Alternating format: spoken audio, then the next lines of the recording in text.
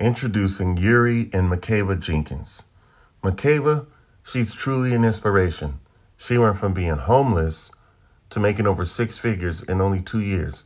The way she did it, she started her own business and she became, you know, middle class with her own business. And Yuri encouraged her. He said, "Baby, come on.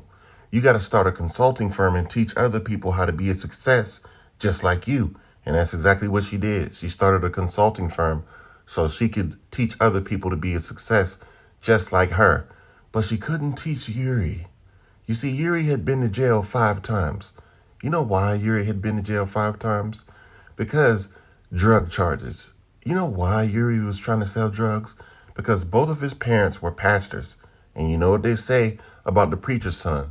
Preacher's kids are always the worst kids. And Yuri was no exception. But she gave Yuri a chance. While she was making over six figures with her own business and her consulting firm, Yuri was in the garage cutting hair. Yeah. And after they got to move into a new, beautiful home that Makeva purchased, Yuri was so grateful that she purchased the home for their family that he cheated on her over and over and over again. And Makeva wasn't the jealous type. She was completely oblivious to his cheating. But the women who he had been cheating on her with reached out to her, woman to woman, and told her. And you know what she did in response? She took his name off her life insurance policy as the beneficiary and put her grandma instead. And she started getting divorce papers ready. But at the time she started to prepare divorce papers, she realized she was pregnant.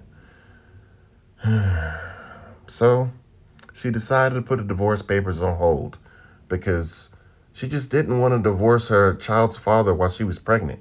It just didn't make sense. She wanted to try to work it out. And as her reward for trying to work it out, Yuri loved her and they lived happily ever after. No, that's not what happened. He paid someone $1,500 and gave him a gun to give to somebody else so they could break in the house and shoot her in the head while she was sleeping.